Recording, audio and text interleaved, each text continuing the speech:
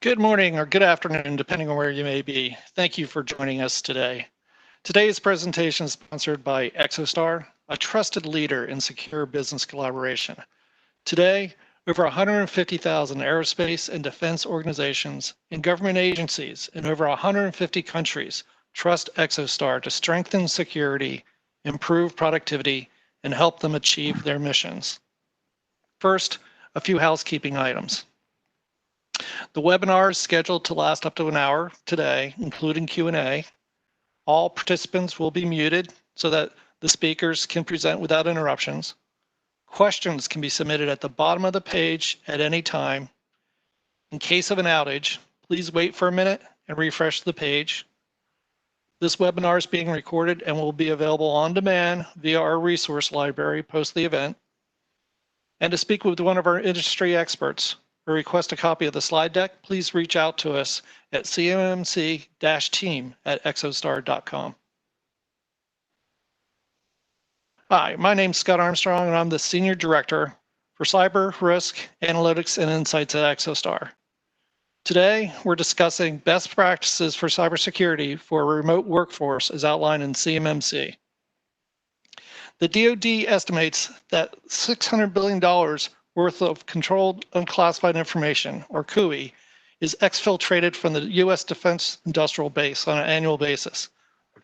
Now, with COVID-19, remote work has become a necessity for almost all organizations. And with the increase in remote employees, the DIB runs a much larger risk for data breach, as we know today. CMMC, the Cybersecurity Maturity Model Certification, is a new assessment program being run by the DoD, under which defense contractors will be required to pass a cybersecurity assessment by a third-party organization. These third parties are going to be trained by the CMMC accreditation body, which is a non-for-profit corporation. Today, I'm fortunate enough to have one of the AB's board members, Mr. Regan Edens, join us. He serves as the chairman of the Standards Management Committee of the AB and also vice chairman of the training committee for the accreditation body. He represents the accreditation body in the federal CUI stakeholders working group, as well as the president's CUI advisory council, and leads the CMMC industry working group responsible for developing and refining the CMMC conformity assessment requirement guide. He serves as the chief transformation and compliance officer and co-founder of DTC Global, and is considered a subject matter expert regarding technology, security, and transformation challenges on the path to compliance for controlled and classified information, as well as for DFARS 7012 and CMMC requirements, including export controlled information under ITAR and EAR. Regan, thanks for joining. My pleasure, Scott. Thank you for having me. It's a great opportunity to be able to engage the defense industrial base and those who are interested in CMMC and provide some updates. That's great. I definitely want to start with some CMMC AB updates, but first, can you tell us a bit about what you do at the AB? Oh, sure. Yeah, absolutely. So, let's see, January, when did this all start?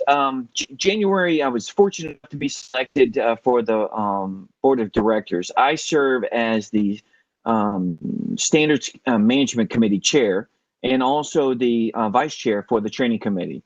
The Standards Committee principal responsibility is three components.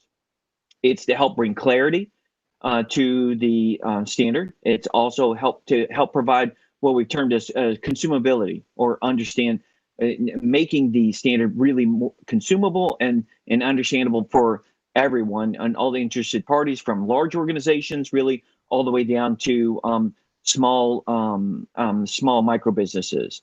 And then also consistency. So the real trick in getting this done and getting it done right is the ability for the standard to be consistently applied from company to company. So those organizations that are seeking certification, they understand what they need to do. They're aware of what the requirements are, and they're able to consistently apply those requirements within their organization. And then, of course, the certified assessors that we are training, for them to be able to apply those standards consistently from company to company. That's really the goal. So in that role, I've got a great industry working group, as you know, and the power of that collaborative measure is to be able to bring the voices from the defense industrial base into our internal efforts to be able to bring consistency, clarity, and consumability to the standard, and work on the building that bridge really with the program management office for the CMMC. Got it. Can you give us a quick update on the AB's activities and how the program development is coming along? Sure, I sure can. So I think that yeah, there we go. Okay, so some really important things for the defense industrial base. Really, number one is a full disclosure. So I really love doing hard things, and principally most of those folks that have worked with me throughout my career can testify to that truth. And this is quite literally one of the hardest and most complex challenges I've ever faced. So we are, as a board, I'm very fortunate to be serving with peer subject matter experts across industry, and we're really tackling this as volunteers, of course, and being able to sink our teeth in delivering something that's truly exceptional for the defense industrial base. So the first most important point is that we're open for business. That's no small measure. I've done startups in the past, and this is a very strange animal associated with that. And so we're literally started from a clean sheet of paper in January, with some preparatory work done prior to that in Q4 of 19. But we're assembling and building the rocket ship in flight and assembling it in air, and we have the principal components to be open for business. Now, what does that mean? The first piece of that was to really engage as you see on the right-hand side of the diagram, is to engage those certified relationships that we want to build credentials into the ecosystem, so that defense organizations seeking certification can discern who has knowledge, credibility, and really expertise within the area. So we established the opportunity for those interested parties to begin to register and to begin to move into our certification and credentialing pipeline. Another real milestone is the mock assessments. So we Jeff Dalton, and leading credentialing has in training with Ben Choubenet, has been able to complete the first mock assessments. That's really a remarkable milestone for us to be able to internally refine our processes with the help of many of our interagency partners in walking through this process. So we've got those first mock assessments done. We are refining and sharpening the board, if you will, and then continuing forward for the next set of mock assessments. The federal rulemaking process is underway. Now, what that means is that transitions the rule from the DFAR, and with the full expectation that we're going to transition into the FAR. That will broaden the scope, certainly, of the applicability of the CMMC across the federal agencies. But most importantly for DoD, what it really does is it really brings into focus the transition in building a bridge between the DFARS 7012 and the third-party certification requirements within the DFARS. So that federal rulemaking process is underway, and I think they're going into the commentary period for public comments here shortly. They will refine those public comments and then continue to refine the rulemaking based on that feedback, and then we should expect the rulemaking to be complete, I think, at the end of Q4. DoD contract with the AB is complete, and so we have the mechanisms in place for the MOU and the contract in order to really proceed and really aggressively move out. One of the things that's near and dear to our heart is the assessment guide and the assessment criteria. So we have been working group is made up of volunteers fantastic individuals that have dedicated, quite literally blood, sweat, and tears to be able to evaluate the initial assessment guide for the 1.2 version of the model, and be able to really tear that apart piece by piece and really look at what the goals are, and where some of the challenges that have been learning from DFARS 7012 and learning from NIST 800-171, and then really taking the initial guide and really looking at how do we develop a criteria that does bring clarity to the first of the organization seeking certification, because we want to give them the answers to the test, right? And then secondly, to the certified assessors, because we want their understanding of the applicability of the assessment criteria, practice by practice and organization by organization, so we can maintain consistency. And that's really important to making this work.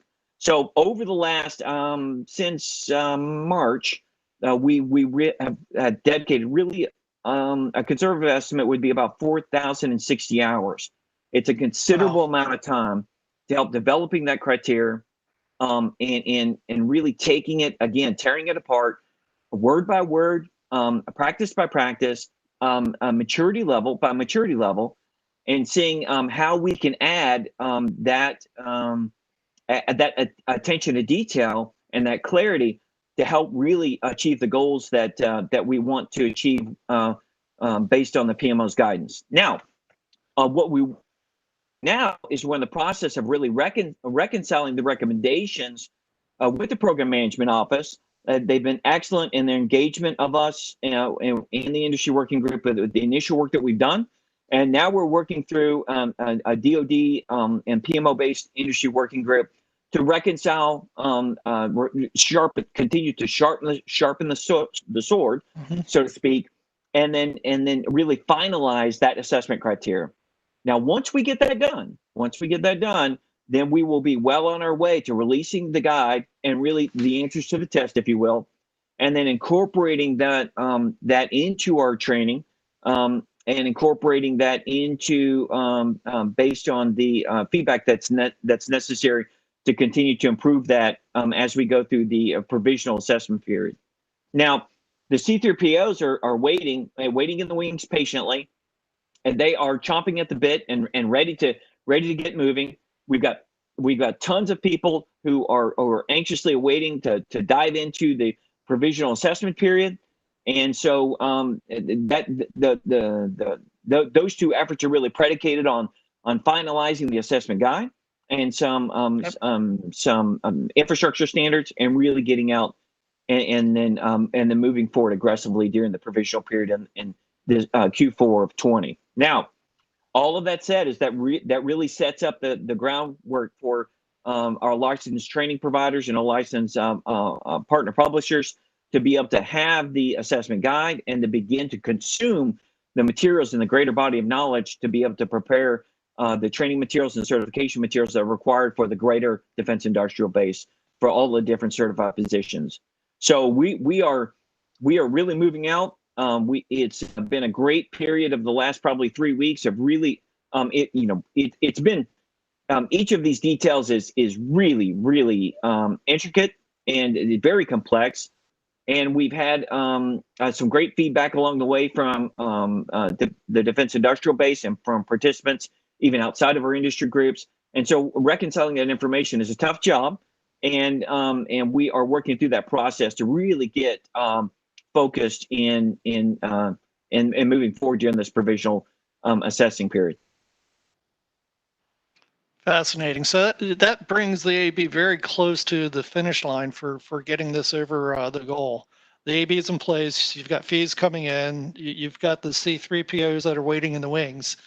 If you've got somebody that's dealing with 171 and POEMs today, they're sitting here saying, how do I prepare for CMMC? Maybe I want to be targeted for a level 3 certification, since I know that's what maybe my contracts or my prime contractors that I work with are going to ask.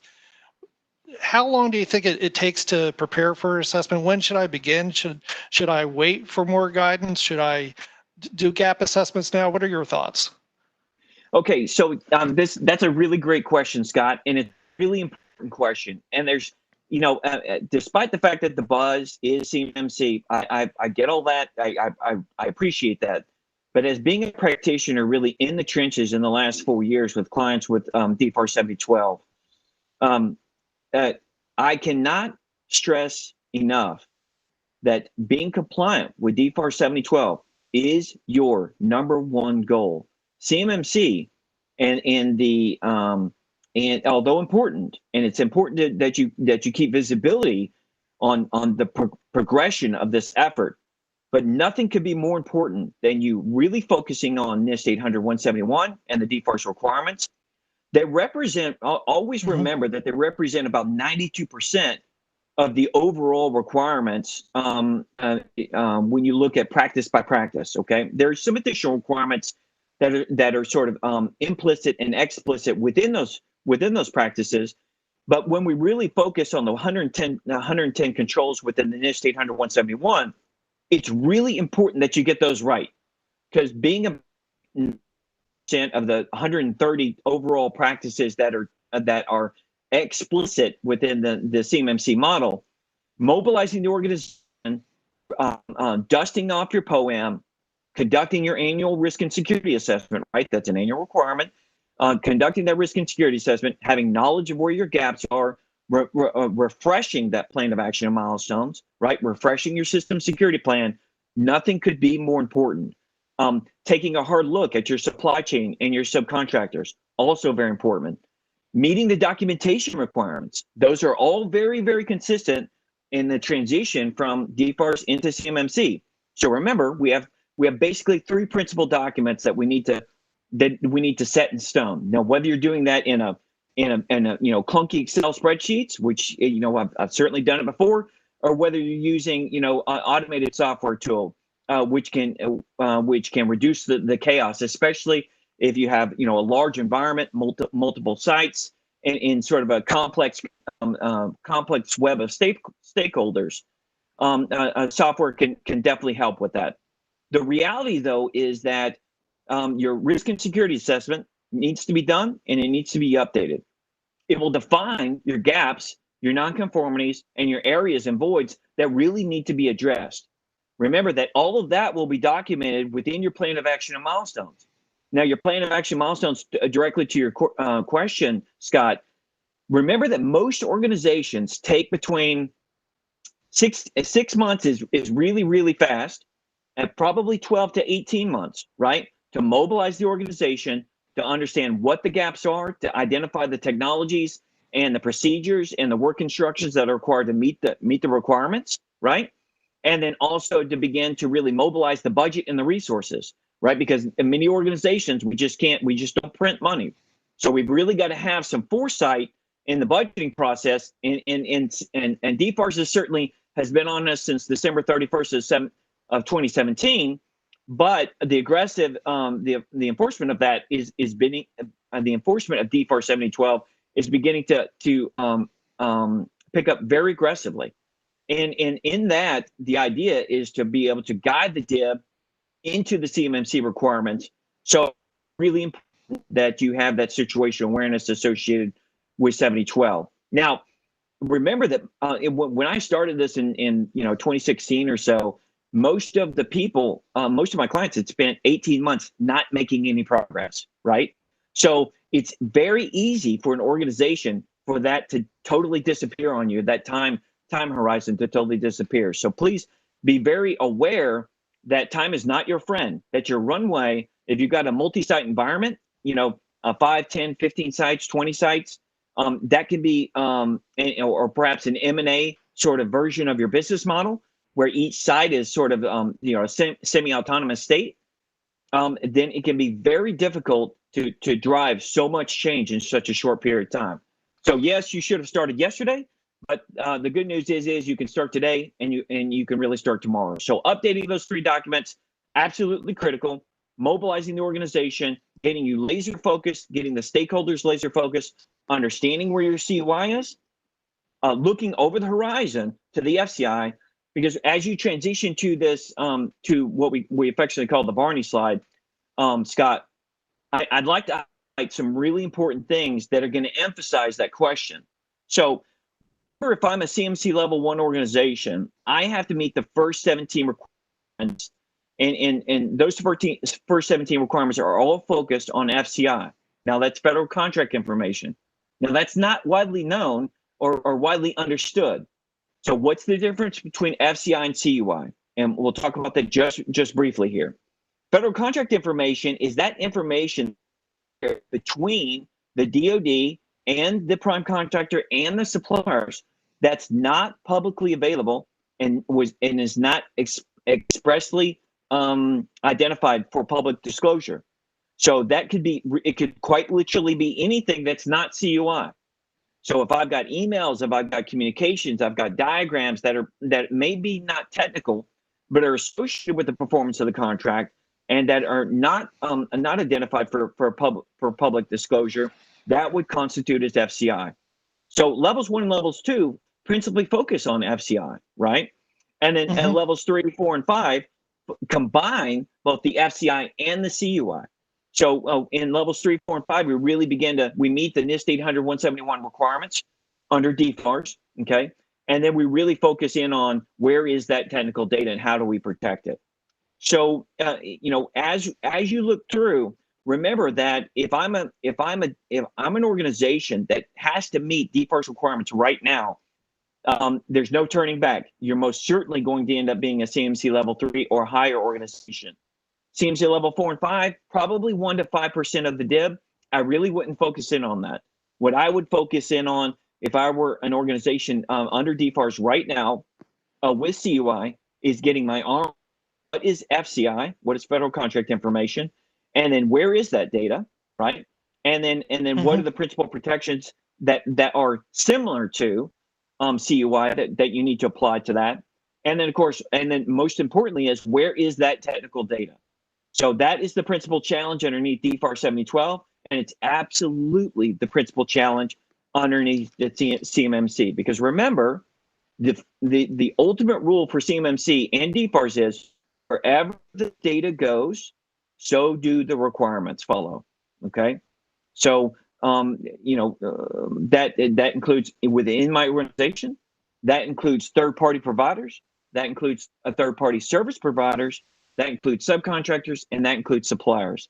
If I need to share technical data or non-public data about the contract, FCI data, then with somebody else, then the requirements follow that data. Fascinating. So that's actually a perfect lead into the topic of today. Having a secure remote work environment for the DIB organizations. If you think about it with COVID, probably most of us are working out of our houses or makeshift offices or things like that and working remotely. I know even our company where we had been based in offices all along, we had to do a lot of work to be able to support a fully remote organization where we've been the last few months. What are your thoughts about what we can do to help kind of for the people that are dealing with FCI and CUI, but really getting that secure remote workforce environment, and your thoughts about remote access policies for the DIB during these unique times? You're exactly right, Scott. This is really challenging, and a lot of IT guys out there will tell you, and IT teams, look, we had to jump through hoops because this really impacted us very, very quickly. And many organizations are still struggling. So the number one foundation for this is, do we even have a remote access policy, right? And what are the requirements? So when I think about that in guiding an organization, where do I go? So the principal document that I would go to right now is NIST 800-171. So go to the R2, the Rev 2 version of that document, and you can also look for reference into the CMMC model document in the version 1.2, okay, of the appendices that are listed on the PMO's website there for the DoD. Now, Principally, remember, stay laser focused. Laser focused first on the requirements of NIST 171 R2, because those are carried over word for word into CMMC. So so first of all, we need a policy. So okay, so let's assume that we have a policy. Now, when we think about the policy, what are we really thinking about? We're really transitioning the organization from this containerized, secure environment off-site. Okay, for the most part, people are in their home offices. They're working, and then so what are the considerations when I think about transitioning my work environment from my cubicle or my office into my home? All right, or let's say, for example, into a coffee shop or something like that. At the end of the day, what we need is a secure connection, right? And that secure connection is provided by the VPN and VDI access that's associated with a secure access in a virtual private network, and then also perhaps in a more centralized virtual desktop environment, which many of the more sophisticated organizations sometimes use. So we want to secure access from an authorized device, right? So I'm accessing the network from my device that meets all the requirements. It's issued by the company, and so it's set up exactly as it should be, with all the protections. And then now I'm using that virtualized secure access into my virtual work environment. Now, that should be encrypted and that should be secure. Now, if you don't have either of those, if you don't have a way to access your workspace in a secure environment through a VPN or a VDI, that's a foundation.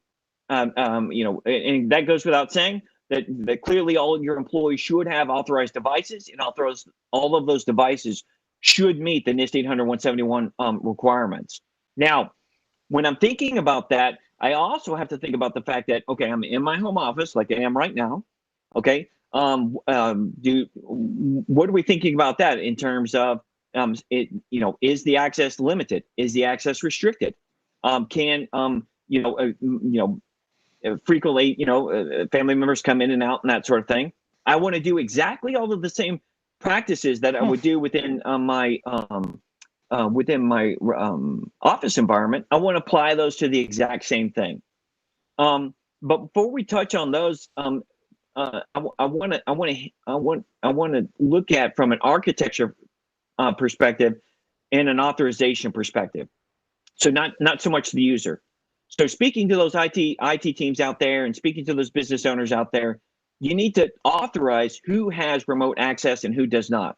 So you need to control that access, and that access needs to be controlled through an access control policy. So remember that many in the NIST 800-171 and all of these policies really are interwoven. So when I think about remote access, first let's think about access. So now I need an access control policy that provides the foundation for remote access, right? So, and then I need mobile device protection.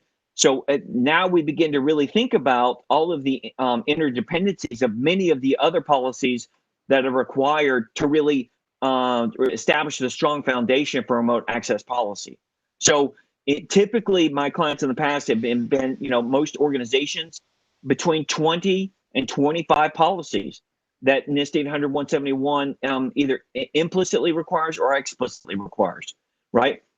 And that's very similar to CMMC underneath the maturity requirements for levels 2 and 3. So when we think about that, we want to be able to, number one, establish governance, which means control. We want to establish the policies and procedures that are associated with doing these things, that guide organizations and guide the support teams and guide the users and what they're doing. And then we need to monitor that, right? So we need to make sure that people, locks keep honest people honest. So we need to make sure that not only do we have a secure way to access our virtual workspace, if you will, but we need to be able to monitor that appropriately. So as you monitor your network, so do also you monitor those who are having remote access.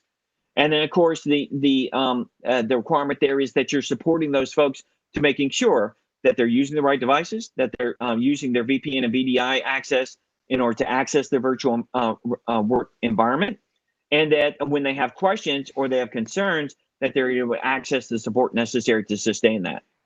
So when we switch from the infrastructure and sort of the support role of the considerations from an organizational perspective into the user perspective, I have to understand what my roles and responsibilities are. So if I don't really know what CUI is, or controlled and classified information is, or I don't really know what FCI is, then how can I protect it? So I may have a sense that, well, of course I would protect, intellectual property, and of course I would be a good steward of my my customers' data, right? That I use to help provide my products and services, or the federal government's data. But at the end of the day, there are very specific responsibilities that are associated with controlled and classified information, and those principles that are applied to federal contract information. So I need to know what those are. I need to have a clear understanding of what are the safeguarding and handling requirements of that information, and I need to and those requirements need to govern, if you will, my activities day to day. Now, what does that mean? So, when I'm thinking about in terms of the types of data that I'm going to handle, even in a remote environment, I'm going to handle virtual data all day long, right? I'm going to handle physical data because sometimes I need to print stuff out, right? So I need control over that printer, and I need to make sure that other folks don't have access to that printer. My family members. We hate to let the cat out of the bag, and little Johnny pick up the a CUI diagram that's interlaced with other papers that he or she might have printed if we're using a shared printer, which is pretty common. We want to make sure that the audio, when we have things like webinars, when we have calls, we want to make sure that the discussion of FCI and CUI data is controlled and it is protected. And we also want to make sure that visual data. So let's say, for example, I've got a whiteboard here, right? So oftentimes I'm up on the whiteboard doing diagrams, working different requirements. And then now I have a webinar, but I have a webinar not with that customer, but I have a webinar with a different customer or a meeting with a customer. And I want to make sure that I protect that information and it's not visually disclosed. Okay. So those things need to be taken into consideration when we think about protecting and maintaining the confidentiality of the controlled and classified information. Now, clean desk policy applies to a remote environment just as much as it applies to when I'm working inside my cubicle or inside my office. So what does that mean? So what that means is that I'm hard at work, everything's going good. I need to take a step out, go grab some lunch, I stretch my legs a bit, manage the dog, whatever the requirement is. I need to make sure that FCI and CUI data is protected and it is safeguarded just as if I was in my work environment. So I want to make sure that data is protected and maintained inside of a locked and secured container, so that I have a designated space that says, look, when I leave my workspace, my office, I'm going to clean off those papers. I'm going to make sure that those either FCI or CUI information that I printed that I've been working on, or a document perhaps, and that it's inserted into a secure locked space. And then, of course, I retain responsibility and control of that secure space. Oftentimes, we print documents, we work on those documents, we end up doing several different drafts. So what do I do? I may not have a printer, or rather a cross-shred shredder that meets requirements. So what do I do? Well, there's ways to improvise this. I can maintain those discarded documents in that same locked space, and then maintain positive control of them.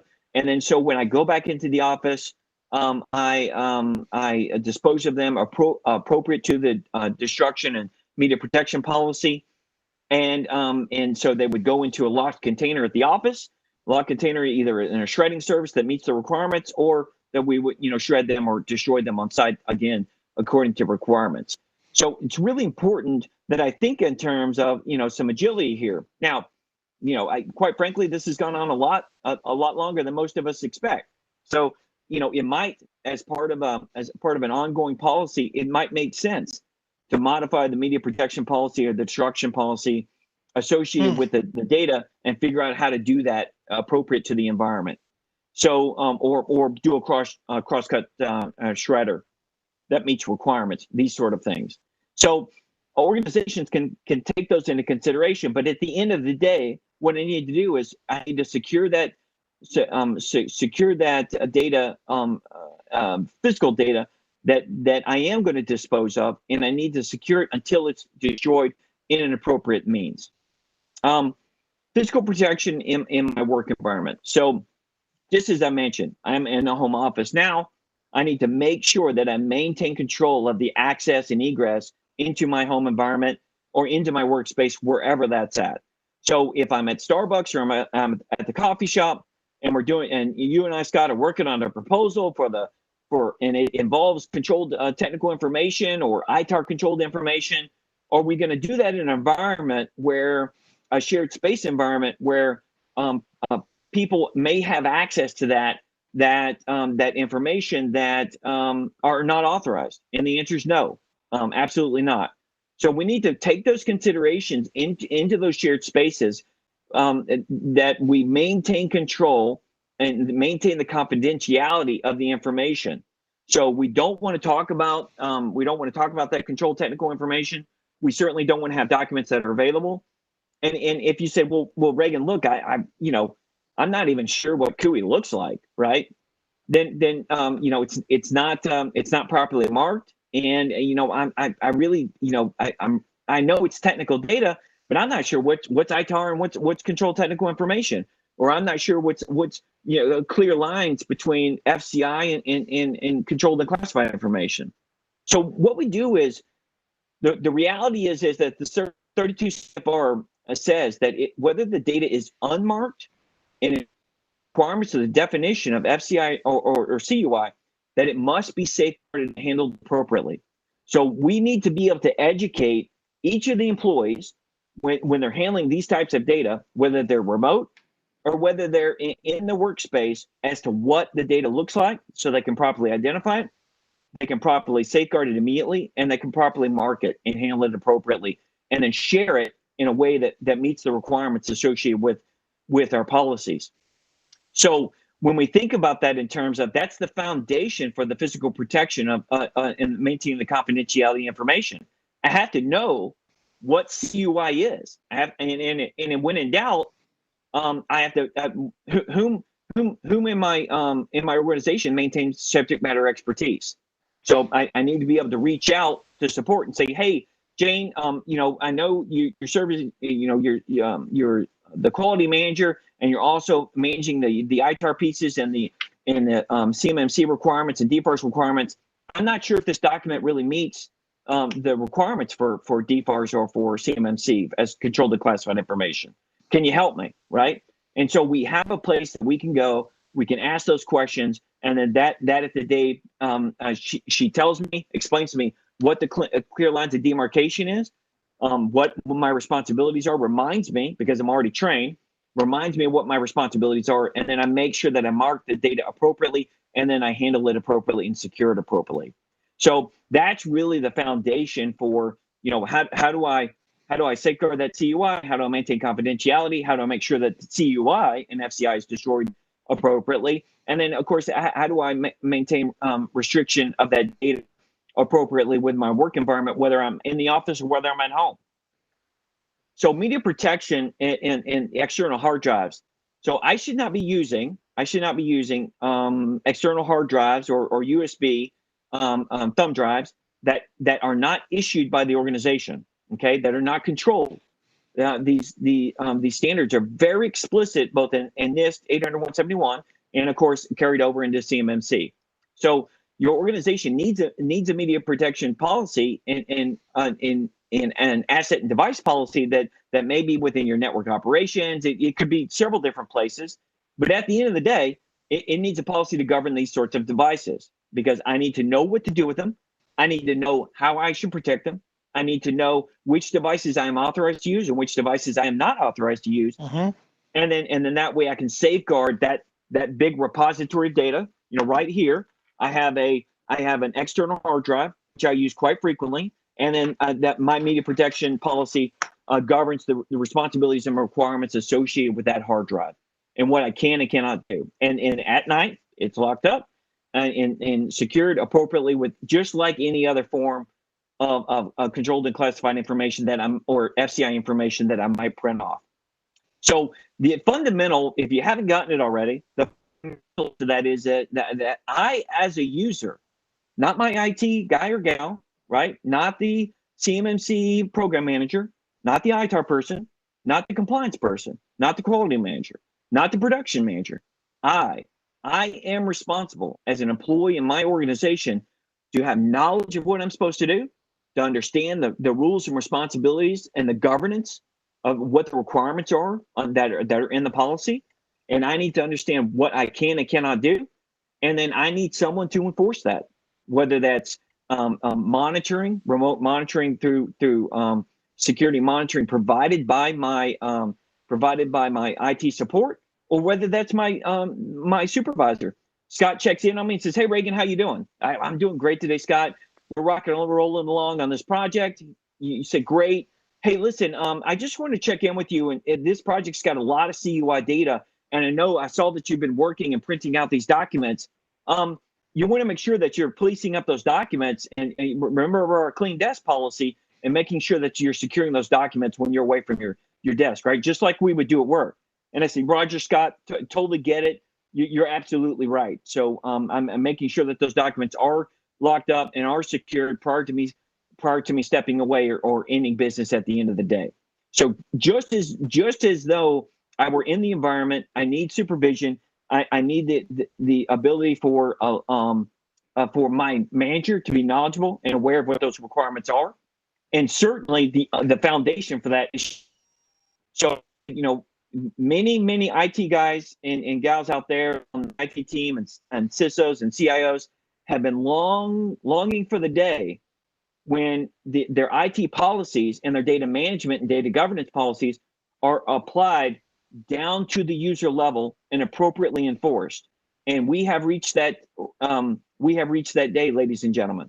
So your DFARS 7012 policies underneath NIST 800-171 and your CMMC policies and procedures and work instructions should apply all of the controls and all of the practices and all of both the explicit requirements and the implicit requirements down to the user level appropriately. Now, I don't have to memorize the policy. That's not the point. The point is that I, as a user, am knowledgeable. The requirements are understood. I do them, and there's enforcement of those requirements. So that principally hits the broad considerations. Any other thoughts, Scott, or any other areas that we should emphasize? No, I think that's useful. I loved both the physical access, the fact you're printing things off, but I think the bottom line is really down to the user and the training. When I think about many environments, we're used to being in that office environment where there is supervision and oversight if you've got a clean desk policy. And I'm sure most people, they do the security awareness training click-through guide, on an annual basis to say, yes, we did. But that doesn't mean that we've made it muscle memory for how we need to be acting in these remote environments, because it does get back to the user, it seems, without a doubt. Yeah, this is that moment. Remember, I know that most DFARS 7012 requirements under NIST 800-171 and CMMC says cybersecurity maturity model. I totally get that. But I would really like to emphasize the fact that this is really data governance, really is all about the data. And what that means is that we're raising the standard of the cybersecurity maturity of the organization in order to protect the data. Because the DoD interest, our national security interest, the interest of our children and our grandchildren, because as you mentioned, Scott, we have aggressive global adversaries that are trying to steal the future of our nation away from us, and they're doing it right now at this very moment across the country as we speak.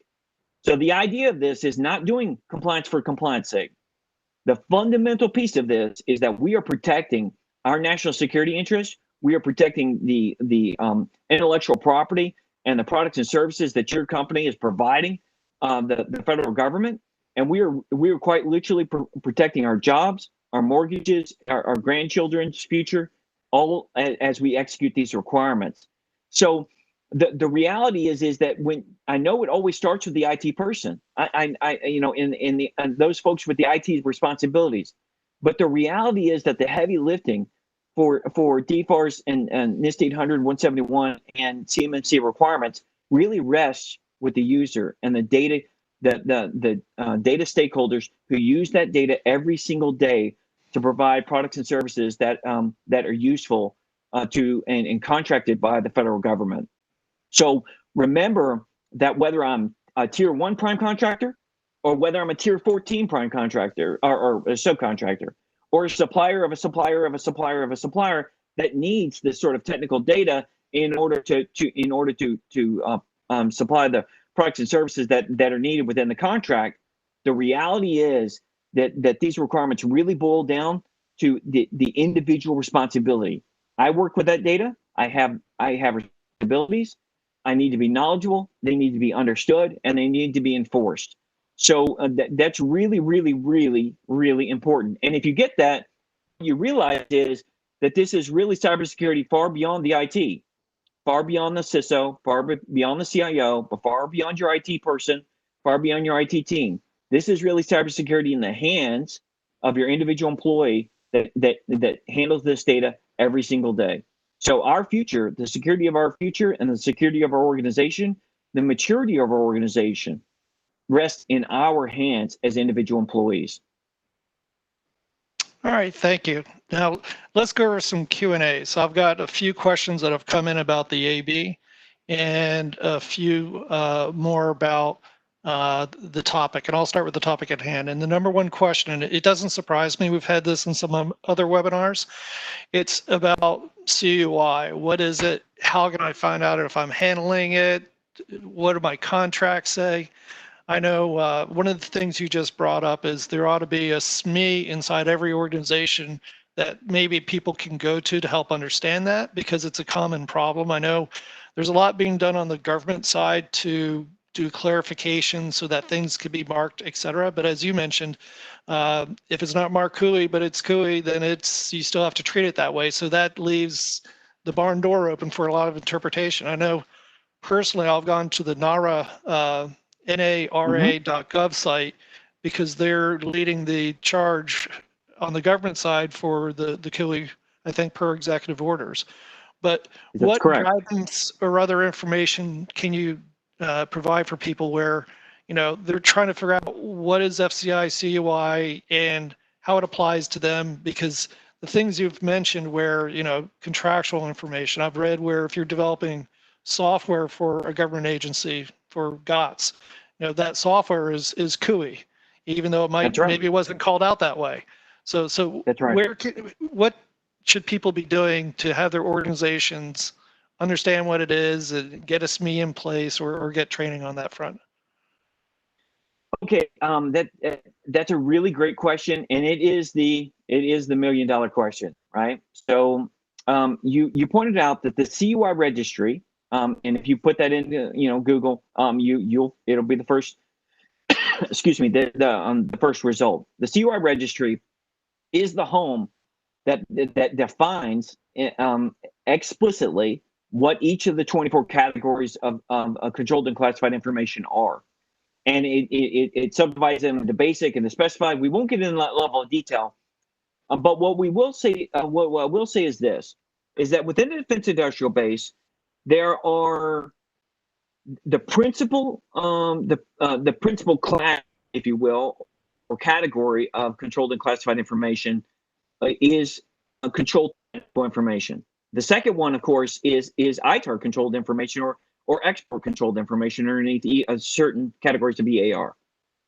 The reality is this: is that most of you out there are very familiar with ITAR. If you're handling ITAR information, you certainly should be. You know, that's a very aggressive, very robust enforcement regime, and that is not something to mess around with.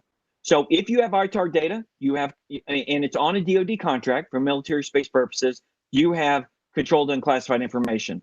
Now, it's probably not, not marked CUI. It's not marked. It may be marked controlled. You may see ITAR, all sorts of the distribution control statement that should be on there.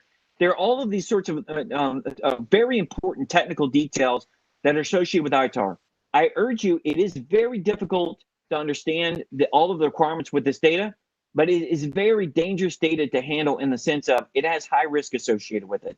So you need to be very knowledgeable about, if you're handling that data and you're aware of it, you need to be knowledgeable what the requirements are, okay? So I recommend that you do exactly what Scott said, that you have a single point of contact and you begin to immediately get them trained and educated on the very details of ITAR data, because there are very technical requirements and you do not want to go wrong with those requirements. The penalties are egregious and they're aggressive. So please spare yourself some pain and really appoint a subject matter expert and really allow them the space to really understand and go to the appropriate training they're required to do that. Secondly, the control information that you can think of in terms of technical information associated with the DoD contract for military space, purposes or end use, right? That is not ITAR, okay? So it's not export controlled, all right? So think about and really the two categories of the types of ITAR and CTI information really blend over in what is technical information, all right? So technical information is design data, schematics, specifications, test data, research and engineering data associated with the performance of the contract. As you mentioned, Scott, code, computer code and software associated with the performance of the contract for GOTS, right? Technical data associated with diagrams, engineering blueprints, those schematics for assembly and subassembly. Now the question is okay, well, that's a lot of different types of technical information. So the fine line here is what is publicly available and what is not publicly available. So if I have a specification that's, for a bolt, and the bolt is a specification that's a mil spec, and the mil spec is publicly available, not CTI, not export control. Now, if that specification of that bolt has very unique, military and space applications and maybe dual purpose, then it certainly could be ITAR, right? If it's not publicly available, then it most certainly, in its technical data, it most certainly ends up in either the CTI category or the export controlled if it's in association with a DoD contract. So that's sort of a broad spectrum. Non-destructive testing, archival data, record keeping. If I need to keep those records, many of my clients, great organizations like Valent Surface Technologies, they have to keep some of their records indefinitely, right? Associated with support to their prime contractors. So they are being vigilant. They are making sure that they're meeting those requirements, and they are storing that data and both digitally and physically appropriate to those requirements. So when we think of in terms of record keeping, it really can be specifications unique to the customer. Could be emails and communications back and forth with the customer about the project that's not intended for public release. So that would fall underneath the FCI category. Now, you notice that I said all of this without saying, well, just look on the document and it'll tell you, right? That's not happening. And we've got some serious challenges, even in the last 3 years, about educating contracting officers, educating government program managers to what is and is not FCI and CUI. I'm very fortunate in my role within the Standards Management Committee and with the AB that we are engaging the interagency process, working with Defense Acquisition University, and helping develop that knowledge base so that organizations can clearly, government stakeholders can clearly say, look, we're building the next generation of the F-35, amazing aircraft. If it's not publicly disclosed specification and its technical data, you can rest assured that it's at least controlled and classified information, and it's going to be ITAR or CUI. So as the program managers educate themselves and begin to understand, and as the defense industrial base understands the definitions, we're not going to, it's very unlikely, I think, that we're going to end the day where every single line item, every single assembly drawing is going to be properly marked. That's probably 3 to 5 years out. But what we can say is that by educating the DoD, educating contracting officers, program managers, and educating the defense industrial base, we can readily identify those technical documents. And then now we begin the collaborative process of really making sure that once I see it, I know what it is, I properly mark it, because that is my responsibility. It's not the government. It's the government's responsibility identified. But if I receive a document that's unmarked by federal law, 32 CFR Part 202, it is my responsibility to properly mark it. So there is no pass with unmarked documents. It's my responsibility to identify it, to mark it, and safeguard it appropriately, even if it is unmarked. Thank you. I think we've got time for one more quick question before we wrap up. And this is more about the AB. A couple, I'll just combine them together. With the provisional assessment period, what is that? What's that mean to industry? And then with provisional assessors, where's the AB at with, selecting them and training and just all that? Just a little bit of any insight you can share on those topics. The provisional assessment period is really an opportunity for us to sort of refine the process, work with a set of Jedi Knight, sort of CMC ninjas, if you will, that are highly qualified and trained in the provisional assessors, and work with those initial C3PA organizations that are ready to go and to meet requirements, and then work with those initial companies that either have volunteered or have begun to be designated by OSD and by the Program Management Office as being in the provisional assessor period. So the idea there is that we want to get this right. Everyone recognizes what's at stake, and I can promise you this: that the CMMC accreditation body and the board of directors are absolutely dedicated to protecting the interest and standing the gap between the national security interest in the defense industrial base and the national security interest of the DoD, and manage that tension between what is feasible, what is sustainable, and manage the tension in understanding that at the end of the day, the business of the defense industrial base is to run a business. So we are standing in the gap. We are managing that tension between those two, and then using that provisional period to really refine our processes and really refine how we're going to do this, refine clarity on language, clarity for consistency in the application of the standard, practice by practice, organization by organization, and really so that we do get this right. So I'm very grateful for the opportunity to, once again, serve my nation in a greater capacity, and once again to represent really the interest of both very large organizations out there as the prime contractors, which create the next generation warfighting capability, and all those small mid-sized businesses out there that really are the 90%, the backbone of America. So and globally, by the way, not just in America. So it is we have a global ecosystem that supports our defense industrial capability, and I am very grateful to stand in the gap and help serve in a leadership role. Thank you, Regan. This has been very educational, I think very worthwhile. I appreciate your time you've taken today. Certainly the work that you're doing with the AB and all the working groups and all the volunteer hours, it's It's good to help get this information out because I know the industry is hungry for it. I think this wraps up our hour. Just to wrap up, I've gone to the last slide for more information around CMMC. We've got a spot on our website. Certainly, if you go to cmmcab.org, that's another extremely good site as well to hear directly from the AB. And the OSD on the military side, they've got another companion site as well.